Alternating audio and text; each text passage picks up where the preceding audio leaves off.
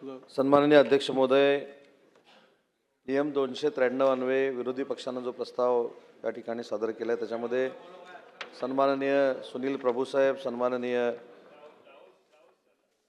Davos आणि महानगरपालिका सगळं सांगणार, सगळं हां दावोसवर आल्यानंतर सांगतो ना. आता पहिलं नाव वाचतो आणि जयंत पाटील साहेबांना विनंती करतो की पुढच्या वर्षी ह्याच्यातले कोण दावोसला येणार आहेत त्याची एक यादी आमच्याकडे द्यावी, त्यांना पण घेऊन जातो आम्ही. आदरणीय जयंत पाटील साहेब, ज्योतिताई गायकवाड, रमेशजी बोरनारे, हिरामणजी खोसकर, सिद्धार्थजी खरात, विकासजी ठाकरे, बाबासाहेब देशमुख, शरदजी सोनवणे, बापूसाहेब पठारे, बाबाजी काळे, विक्रमजी पाचपुते, नारायणरावजी पाटील, महेशजी सावंत, रणधीरजी सावरकर, प्रवीणजी स्वामी, संजयजी दरेकर, मनोजजी जामसुदकर, अभिजितजी पाटील, नानासाहेब पटोले, अब्दुलजी सत्तार, बापूसाहेब हेमंतजी ओगले, अबूजी आझमी, दिलीप मामा लांडे, अर्जुन भाऊ खोतकर यांनी आपले विचार या ठिकाणी मांडले. आणि या 293वर चर्चा करत असताना सुनील प्रभू साहेबांनी मुंबई महानगरपालिकेवर देखील आपले विचार व्यक्त केले. येणार ना MIDC, पहिलं महानगरपालिका, मग मिठी नदी, असं करत करत मग MIDC.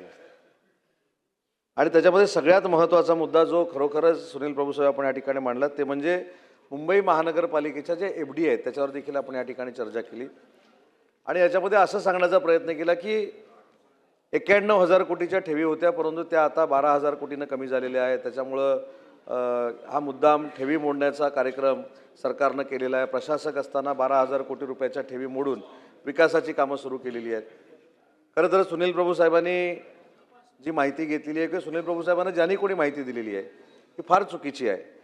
कारण माझ्याकडनं 31 मार्च 2017 पासून जर माहिती घेतली तर 31 मार्च 2017ला मुंबई महानगरपालिकेमध्ये 62,195 कोटीच्या ठेवी होत्या.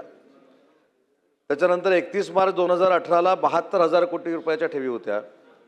2019ला 76,579च्या ठेवी होत्या. 2020ला 79,115 कोटी रुपयाच्या ठेवी होत्या. 2021ला 78,745 कोटी रुपयाच्या ठेवी होत्या. आणि आपण जो 91,000 कोटीचा उल्लेख केला तो बरोबर आहे, तो 2022ला 91,690 कोटीच्या ठेवी होत्या. हे खरोखरच अंडरलाईन केलं पाहिजे. त्याच्यानंतर 2023ला 86,401 रुपयाच्या ठेवी होत्या. 2024ला 82,737 रुपयाच्या ठेवी होत्या. 2025ला 79,498 कोटी रुपयाच्या ठेवी होत्या. आणि 2026ला त्याच्यामध्ये 1,500 कोटी रुपयाची वाढ झाली, 81,134 रुपयाच्या ठेवी होत्या. परंतु 91,690 रुपयाच्या ठेवी कधी होत्या तर त्या करोनाच्या कालावधीमध्ये कामच सुरू नव्हती म्हणून 91,690 रुपये कोटीच्या ह्या ठेवी नक्की होत्या.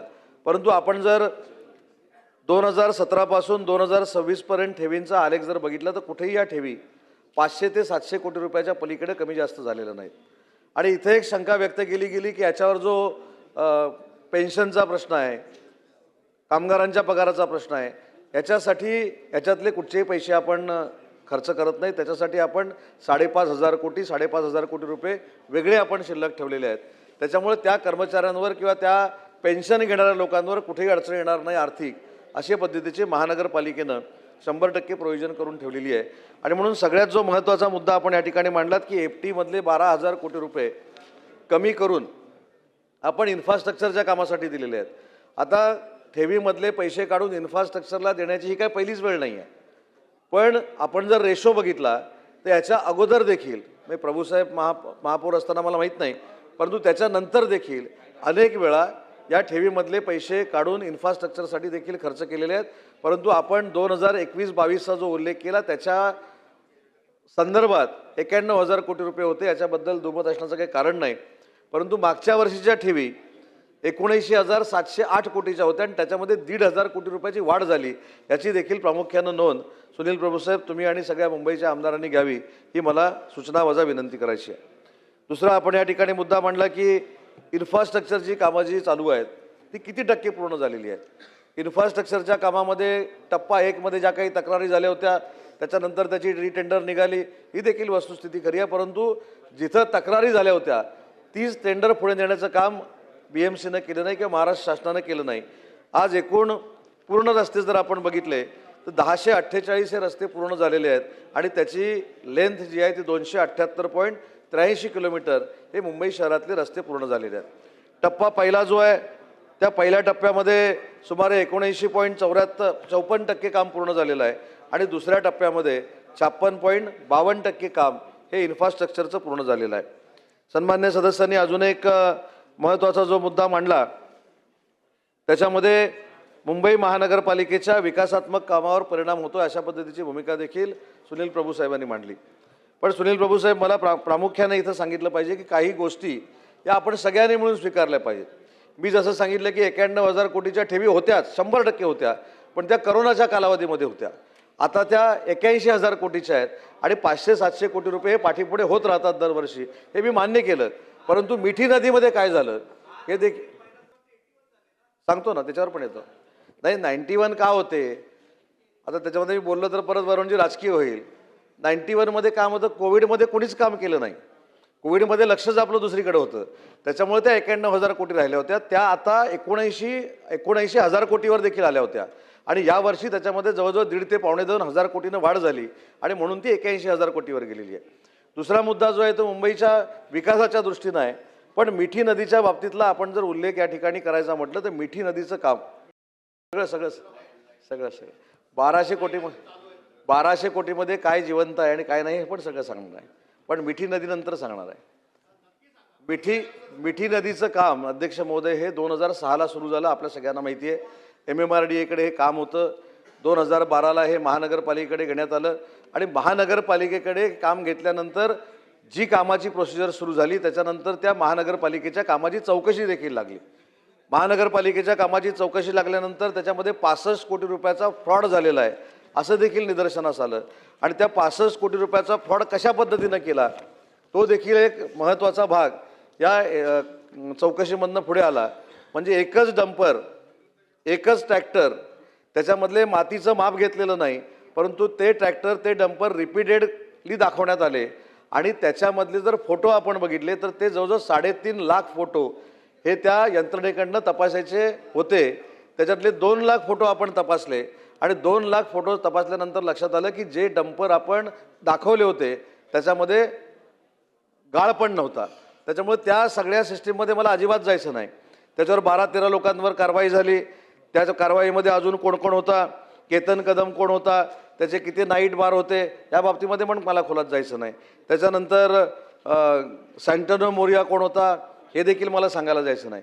परंतु ज्यावेळी मुंबई महानगरपालिकेच्या भ्रष्टाचारावर आणि अनियमित कामं आहेत म्हणून जेव्हा आपण चर्चा करतो तेव्हा मिठी नदीमध्ये देखील किती भ्रष्टाचार झालेला आहे हे काही मी सिद्ध केलेलं नाही, हे चौकशी अंती सिद्ध झालेलं आहे. आणि चौकशी अंती सिद्ध झाल्यानंतर अजूनही चौकशी करणारी जी एजन्सी आहे ती सांगते की ही चौकशी व्हायला अजून बरेच दिवस लागणार आहे, कारण अजून 3 लाख फोटो त्यांना तपासायचे आहेत. त्याच्यामुळे विकास कामं करत असताना भ्रष्टाचार होऊ नये, ती पारदर्शक असावी हीच महाराष्ट्र शासन म्हणून सगळ्यांचीच भूमिका आहे. आणि त्याच्यामुळं मिठी नदीपासून अगदी 1200 कोटीच्या सुशोभीकरणाच्या म्हणजे फर्निचरच्या बाबतीमध्ये, आता ते फर्निचर म्हणजे काय होतं, काही ठिकाणी बॅरिगेटिंग देखील होती, काही ठिकाणी सुशोभीकरण होतं. आणि ज्यावेळी अशी शंका निर्माण झाली की अशा या संपूर्ण कामांमध्ये कुठेतरी भ्रष्टाचार होऊ शकतो, त्याच्यामुळे पूर्वी दिलेल्या सगळ्या कामांना स्थगिती देण्यात आलेली आहे आणि 380 कोटी रुपयाचं नवीन टेंडर जे काढलेलं होतं ते देखील रद्द करण्यात आलेलं आहे आणि त्याचे देखील पारदर्शकपणानं पुन्हा एकदा निविदा करण्याचा निर्णय आता, पूर्वी कदाचित प्रशासक होता परंतु आता सगळ्या पक्षाचे महानगरपालिकांचे नगरसेवक हे आता महानगरपालिकेमध्ये काम करणार आहेत. त्याच्यामुळे असे विषय आता सभागृहामध्ये न येता महानगरपालिकेच्या सभागृहामध्ये कदाचित पूर्ण होतील किंवा त्याला न्याय मिळेल असा विश्वास आपण या ठिकाणी बाळगूया. आणि म्हणून मुंबई महानगरपालिकेच्या बाबतीमध्ये कोस्टल रोड असेल, त्याच्यानंतर मेट्रो असेल, या सगळ्यावर इन्फ्रास्ट्रक्चर तयार करण्याची भूमिका जी होती ती अतिशय चांगल्या पद्धतीने आणि वेगानं सुरू आहे.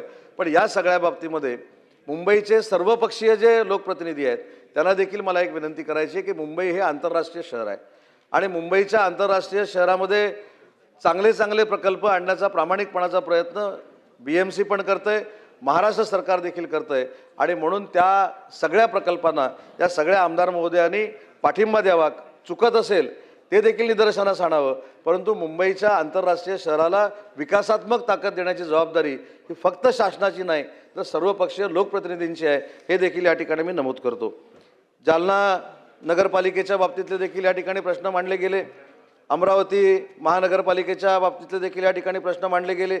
या सगळ्यावर एकच उपाययोजना त्यांनी मागितलेली आहे की जालना असेल, अमरावती असेल किंवा छोट्या छोट्या महानगरपालिका आहेत, या छोट्या छोट्या महानगरपालिकेमध्ये इन्फ्रास्ट्रक्चरची कामं करणं गरजेची आहेत. अशा पद्धतीची भूमिका ज्या ज्या सदस्यांनी मांडलेली आहे तो देखील निर्णय सकारात्मक शासन घेईल. महेश सावंत साहेबांनी झोपडपट्टी पुनर्विकास योजनेच्या संदर्भातले जे मुद्दे मांडलेले आहेत, मी आत्ताच प्रभारी मंत्री शंभूराज देसाई साहेबांशी चर्चा केली. त्यांनी सांगितले की आपल्याला बरोबर घेऊन या संदर्भातली एक व्यापक बैठक ही लावली जाईल आणि नुसता या प्रश्नापुरतं मर्यादित नाही तर जिथं जिथं SRAचे मुंबईतले प्रश्न प्रलंबित आहेत याच्यावर तिथल्या लोकांना न्याय देण्यासाठी उपाययोजना केली जाईल. यासाठी बैठकीचं आयोजन देखील या ठिकाणी ते करणार आहेत. आणि अजून एक जाता जाता प्रभूसाहेब मला सांगायचं आहे की मुंबई महानगरपालिकेचं एक पुस्तक माझ्याकडे आहे. जे मगाशी आपण म्हटलं की मुंबई महानगरपालिका कशा कशावर खर्च करते, तर ते मला आता सगळंच इथं सांगायचं नाही. पण हे जर पुस्तक आपण वाचलं, हे पूर्ण पुस्तक जर वाचलं तर मुंबई महानगरपालिकेच्या FDमधनं किंवा महाराष्ट्र शासनाच्या पैशातनं मुंबई महानगरपालिकेमध्ये नक्की किती विकासाची कामं झाली हे देखील या पुस्तकातनं आपल्याला समजू शकतं. आणि म्हणून मुंबई महानगरपालिकेमध्ये सगळी जी विकासाची कामं आहेत ही पारदर्शकपणानं केली जातील आणि पारदर्शकपणानं जर कोण करत नसेल तर त्यांची चौकशी करून त्यांच्यावर कारवाई देखील केली जाईल. दुसरा साहेब महत्त्वाचा मुद्दा उद्योग विभागाचा. हे पुस्तक तुम्हीच छापलेलं आम्ही वाचतोय. तुम्ही छापलेलं पुस्तक आम्ही वाचतोय. आम्ही छापलेलं पुस्तक नाही, तुम्हीच छापलंय. दुसरा सगळ्यात कळीचा मुद्दा उद्योग विभागाचा दावोस दौरा. आता दावोस दौऱ्याच्या बाबतीमध्ये नक्की MOU किती झालेले आहेत, ते कशा पद्धतीनं झालेले आहेत, तिथं कोण कोण गेलेले आहेत, ते कशासाठी गेलेले आहेत, हे दावोसचा जायच्या अगोदर 8 दिवस, दावोसमध्ये आम्ही असताना 3 दिवस आणि दावोसवरनं आल्यानंतर 8 दिवस अतिशय चांगल्या पद्धतीनं चर्चा होते. परंतु मला नानासाहेबांना महत्त्वाची गोष्ट इथं सांगितली पाहिजे. आपण असं म्हटलं की वेदांता फॉस्कॉन हा महाराष्ट्रातनं निघून गेला, एअरबस महाराष्ट्रातनं निघून गेलं, BDP महाराष्ट्रातनं निघून गेलं. अजून आपण 3.5 वर्षापूर्वीच अडखळून पडलेलो आहोत सगळे. म्हणजे ज्यावेळी महायुतीचं सरकार आलं आणि महायुतीचं सरकार आल्यानंतर वेदांता फॉस्कॉन गेलं हे म्हणायला जी सुरुवात झाली, त्याच्यानंतर व्हाईट पेपर आपण सभागृहामध्ये काढला, श्वेतपत्रिका काढली, तरीसुद्धा अजून वेदांता फॉस्कॉन गेलं याच्यावरच आपण चर्चा करतो. पण यावेळी आम्ही आता भगवी पत्रिका काढणार आहोत. जी आपली मागणी आहे की दावोसला गेल्यानंतर 2022ला 80,588 कोटी रुपयाचे MOU झाले होते. आणि मला हे देखील सांगताना आनंद आहे की ज्यावेळी 2022ला 80,588 कोटी रुपयाचे MOU झाले,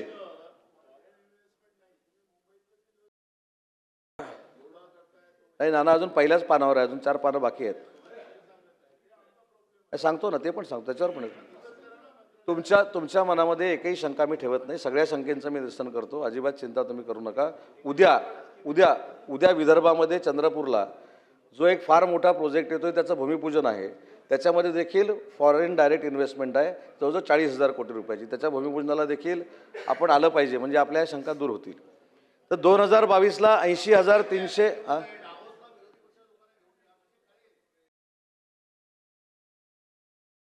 CMने देखील सांगितलंय. आता आदित्यजी देखील या ठिकाणी आलेले आहेत. तुम्ही यादी करून द्या. नाना पटोले साहेबांना फक्त त्याच्यामध्ये घ्या, कारण त्यांनी हा मुद्दा मगाशी काढलेला होता दावोस. तर 2022ला 25 जे MOU झाले याच्यावर कोणी टीका टिप्पणी केली नाही, कारण त्यावेळी देखील 80,588 कोटी रुपये जे MOU झाले त्याची 98% अंमलबजावणी करण्याचं काम महाराष्ट्र सरकारनं केलेलं आहे.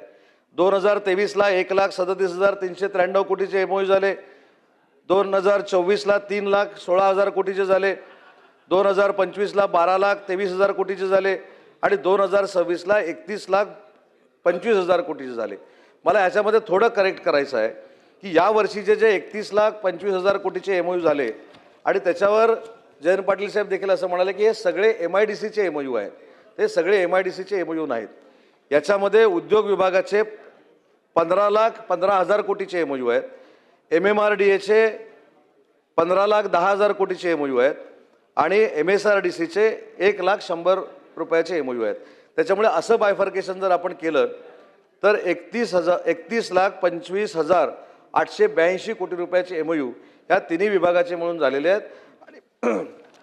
आणि मला हे सांगताना देखील आनंद आहे की बाकीच्या देशातल्या राज्यांचा आपण जर विचार केला तर त्याचा अंमलबजावणी करण्याचा रेट जो आहे हा 35 ते 40% आहे आणि 2022 पासून या वर्षापर्यंत आपला रेट जो आहे तो 75% ते 80% आहे. विधान परिषदेमध्ये नाना मी एक उदाहरण दिलं होतं सागरजी, तुम्हाला पण सांगतो की एक महिन्याभरापूर्वी राज्याचे मुख्यमंत्री आणि मी राज्याचा उद्योगमंत्री म्हणून सुपा MIDC मध्ये गेलो होतो. भरत गीते नावाचे एक तरुण उद्योजक आहेत, मराठी उद्योजक आहेत, जे जर्मनीला सुपरवायझर म्हणून गेलेले होते, नोकरीला गेलेले होते. परत येताना जर्मनीचा पार्टनर ते घेऊन आले आणि त्यांनी 1,000 कोटीची इन्व्हेस्टमेंट करण्याचा निर्णय घेतला आणि त्याचा MOU त्यांनी डावोसमध्ये केला.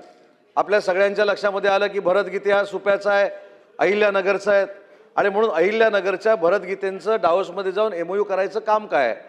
तर त्याचं कारण सांगतो की त्याच्याबरोबर असलेली फॉरेन डायरेक्ट इन्व्हेस्टमेंट जी आहे जर्मनीची होती. 2025ला आम्ही MOU केला आणि नानासाहेब त्या प्रकल्पाचं उद्घाटन 1 महिन्यापूर्वी आम्ही सुपाला जाऊन केलं. ही आमची काम करण्याची पद्धत आहे. सगळं BDPचं मी देखील सांगितलं की BDPचा एक मात्र निर्णय केंद्र सरकारनं घेतला की जे केंद्र सरकारचे 1,000 कोटी रुपये आम्हाला मिळणार होते ते BDPतनं आम्हाला मिळाले नाहीत, पण रायगडला उद्योग विभागाच्या स्वतःच्या निधीतनं BDP उभारण्याचा आम्ही निर्णय घेतला. हैदराबादच्या कंपनीला हे काम मिळालेलं आहे आणि त्या BDPतनं देखील हजारो लोकांना रोजगार निर्माण होणार आहेत. त्याच्यामुळे सुरुवातीलाच मी सांगितलं की या बाबतीतली मागच्या वर्षाच्या MOUची अंमलबजावणी किती झाली हे पूर्ण महाराष्ट्राला कळण्यासाठी आणि सभागृहाला कळण्यासाठी आम्ही भगवी पत्रिका काढण्याचा निर्णय घेतलेला आहे आणि ते देखील आम्ही सभागृहामध्ये आणू. त्याच्यामुळं आम्ही किती अंमलबजावणी करतोय आणि किती रोजगार निर्मिती होतंय हे देखील सभागृहाला आणि महाराष्ट्राला कळेल. आता नानासाहेब दुसऱ्या मुद्द्यावर येतो की आपण असं म्हटलं की महाराष्ट्रातले जे उद्योजक आहेत हे दावोसला जाऊन MOU का करतात. तर FDI आणत असताना एखादा जर आपला उद्योजक असेल आणि तो त्याच्यामार्फत FDI आणत असेल तर आपण त्याचं स्वागत केलं पाहिजे. आता त्याचं उदाहरण सांगतो. परवा आम्ही हे 5 MOU केले, हे आम्ही विधान भवनामध्ये MOU केले. या MOUची कॉस्ट आहे 44,710 कोटी रुपये आणि त्याच्यातनं 7,030 लोकांना रोजगार मिळणार आहे. मग आता ह्याच्यामध्ये FDI नाही का? ह्याच्यामध्ये सुद्धा FDI आहे. विधान भवनामध्ये मुख्यमंत्र्यांच्या उपस्थितीमध्ये आम्ही जे MOU केले त्याच्यामध्ये देखील FDI आहे. त्याच्यामुळं दावोसला केलेल्या MOUमध्ये FDI नाहीत अशातला भाग नाही. जवळजवळ 70 ते 80% FDIच त्याच्यामध्ये आहे आणि अशा पद्धतीनं हे सगळे उद्योगधंदे आपण दावोसच्या निमित्तानं इथं आणलेले आहेत. बाकीच्या जर स्कीमवर बोलायचं झालं तर मुख्यमंत्री रोजगार निर्मिती योजना आहे, त्याच्यानंतर खादी ग्रामोद्योग योजना माझ्याकडे येते. याच्यातनं देखील रोजगार निर्मितीसाठी आम्ही प्रामाणिकपणानं प्रयत्न केलेला आहे. अनेक सदस्यांनी त्यांच्या भागामध्ये MIDC व्हाव्यात अशा पद्धतीची मागणी केलेली आहे. त्याने मी अध्यक्ष महोदय याचं उत्तर दिलं की ज्यावेळी फॉरेन डायरेक्ट इन्व्हेस्टमेंट आपल्या महाराष्ट्रामध्ये येत असते, आधी अजून एक महत्त्वाची गोष्ट सांगतो की फॉरेन डायरेक्ट इन्व्हेस्टमेंटमध्ये सलग 3 वर्ष महाराष्ट्र हा देशात 1 नंबरला आहे आणि तो काही शासनाचा सर्वे नाही, तो RBIचा सर्वे आहे.